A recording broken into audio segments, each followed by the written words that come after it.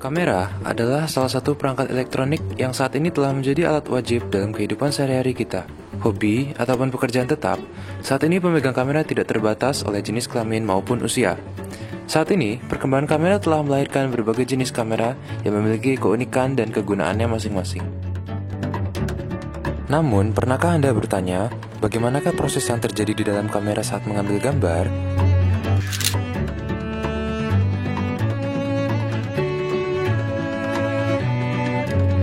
Secara garis besar, semua kamera bekerja dengan sistem yang menyerupai organ tubuh kita, yaitu mata. Lalu sebenarnya, apa yang terjadi di dalam mata saat menerima cahaya?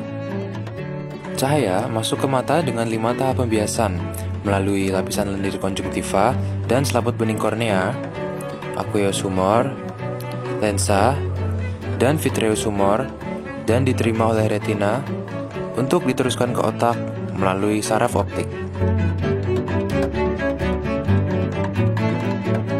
Banyaknya cahaya yang masuk ke mata diatur oleh pupil, kemudian difokuskan oleh lensa dengan cara mengubah ketebalan lensa cembung mata.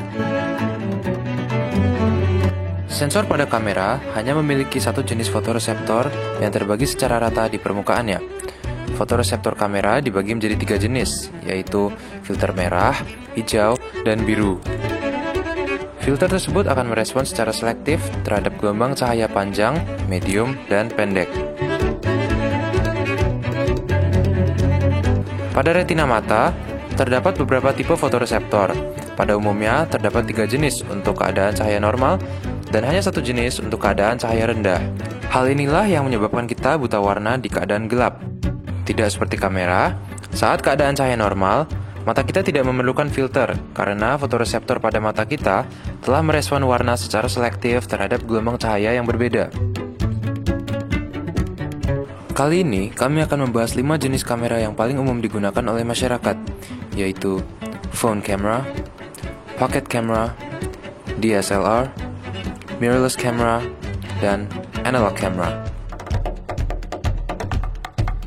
Kamera analog merupakan kamera yang biasa digunakan sampai awal abad ke-21, sebelum menggunakan sistem digital.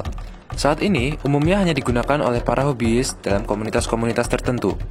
Kamera analog menggunakan film untuk menangkap cahaya yang masuk melalui lensa saat shutter terbuka. Film terbuat dari bahan kimia yang peka terhadap cahaya, sehingga saat mengambil gambar, kamera analog akan mencetak gambar dari cahaya yang masuk menjadi gambar laten.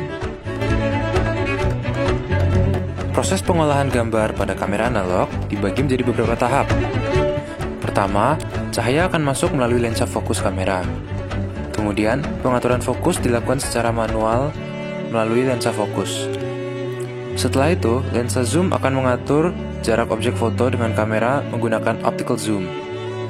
Jumlah cahaya yang masuk ke kamera kemudian diatur dengan mengubah ukuran terbukanya shutter oleh diafragma. Cermin yang memantulkan cahaya ke viewfinder akan menutup dan membiarkan cahaya langsung menuju film. Digital Single Lens Reflex Camera, atau yang lebih kita kenal dengan DSLR, adalah suatu bentuk pengembangan dari analog SLR camera. Perbedaan utama antara kedua kamera ini adalah DSLR tidak menggunakan film, melainkan sensor digital untuk menerima gambar. Pengaturan fokus di viewfinder dapat dilakukan secara otomatis maupun manual. Karena kamera ini menggunakan sistem digital, sebagian besar pengaturan telah disediakan secara otomatis sesuai dengan keperluan. Hal ini melahirkan beberapa mode pemotretan, seperti sunset, sport, panorama, night mode, dan lain-lain. Cermin yang terdapat di dalam kamera akan memantulkan cahaya ke atas menuju bagian yang disebut pentaprisma dan menampilkannya di viewfinder. Saat kita memotret, cermin di dalam kamera akan berayun ke atas, lalu shutter akan terbuka selama waktu yang ditentukan oleh shutter speed, dan membiarkan cahaya masuk ke sensor digital. Shutter akan menutup kembali dan cermin kembali ke posisi semula. Semakin cepat shutter speed, maka semakin sedikit cahaya yang masuk ke sensor.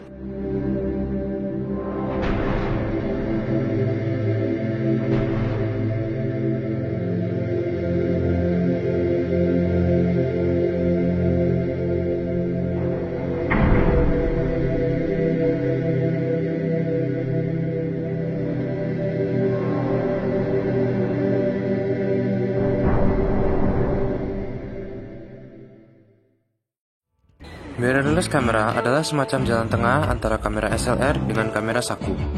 Kamera mirrorless memiliki kualitas gambar yang setara dengan DSLR. Kamera ini cocok untuk digunakan saat bepergian karena ukurannya yang kecil, sehingga mudah dibawa-bawa. Kamera mirrorless tidak memiliki cermin seperti kamera SLR, sehingga menghemat ukuran dan beratnya. Sama seperti kamera DSLR, pengaturan fokus, shutter speed, dan diafragma kamera mirrorless dapat dilakukan secara manual dan otomatis. Kamera ini biasanya menggunakan digital viewfinder atau optical viewfinder. Karena sudut pandang yang berbeda, gambar yang ditampilkan di optical viewfinder sedikit berbeda dengan gambar yang masuk ke lensa. Kamera saku dikenal juga dengan point and shoot camera karena penggunaannya yang mudah. Kamera ini pada dasarnya dirancang untuk mereka yang kurang menyukai pengaturan komposisi secara manual, sehingga semua kerjanya telah diatur secara otomatis. Cara kerja kamera saku dan mirrorless kamera pada umumnya hampir sama karena kedua kamera tersebut tidak memiliki cermin. Sama seperti kamera digital lainnya, kamera saku memiliki dua jenis zoom, yaitu optical dan digital zoom. Phone camera adalah kamera yang menjadi fitur dari ponsel. Saat ini, kamera ponsel telah tersedia dalam berbagai resolusi dan dengan pengaturan yang disederhanakan untuk memudahkan pengguna ponsel. Pengaturan shutter speed, diafragma, dan fokus telah diatur secara otomatis oleh kamera. Pada smartphone, biasanya terdapat tombol khusus untuk memotret. Salah satu ciri kamera ponsel pada smartphone adalah adanya rear camera yang terletak di bagian belakang ponsel dan front camera yang terletak di bagian depan ponsel. Pada umumnya, front camera memiliki resolusi yang lebih kecil dan pengaturan yang lebih terbatas dibandingkan rear camera. Kamera ini menggunakan zoom secara digital, dengan memotong luas sensor kamera yang digunakan, sehingga kualitas foto yang dihasilkan tidak maksimal.